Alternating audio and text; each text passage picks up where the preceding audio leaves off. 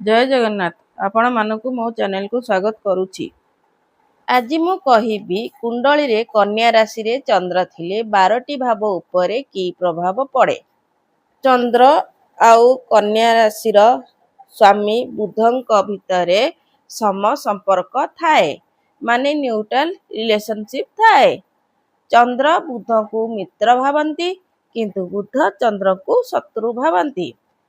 कन्या राशि रे चंद्र थिले व्यक्ति बहुत प्रैक्टिकल एनालिटिकल आउ डिटेल ओरिएंटेड होई थांती। बुधंक प्रभावरु एमाने सबु कथा को बहुत परखिकी करंती आउ डिसिप्लिन रहिबा को भल पांती। लग्न रे कन्या राशि रे चंद्र थिले व्यक्ति एनालिटिकल होई थांती। द्वितीय भाव रे कन्या राशि रे चंद्र थिले व्यक्ति धन परिवार रे परफेक्ट खोजी थाए। तृतीय भाव रे कन्या राशि रे चंद्र थिले व्यक्तिर कम्युनिकेशन निपुण होई थाए। चतुर्थ भाव रे कन्या राशि रे चंद्र थिले व्यक्ति घर मन र शांति पई डिसिप्लिन दरकार करंती। पंचम भाव रे कन्या राशि रे चंद्र थिले व्यक्तिर बुद्धि निखुण होई थाए। षष्ठ भाव रे कन्या राशि रे चंद्र थिले व्यक्तिर सेवा मनोभाव रे चिंता थाए।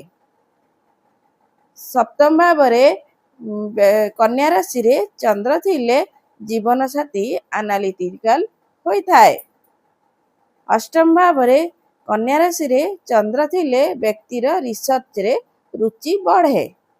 नवम भाव रे कन्या राशि रे चंद्र थिले व्यक्तिर धर्म रे निपुण होई थाए। दशम भाव रे कन्या राशि रे चंद्र थिले व्यक्ति कर्म क्षेत्र रे परिश्रमी होई थाए। एकादश भाव रे कन्या राशि रे चंद्र थिले व्यक्तिर लाभ रे चतुरता देखा जाए। द्वादश भाव रे कन्या राशि रे चंद्र थिले व्यक्तिर धार्मिक ज्ञान प्रदान बहुत थाए।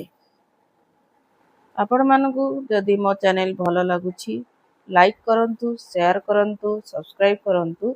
जगन्नाथଙ୍କ कृपारु आपणकर दिन मंगलमय हो। जय जगन्नाथ। धन्यवाद।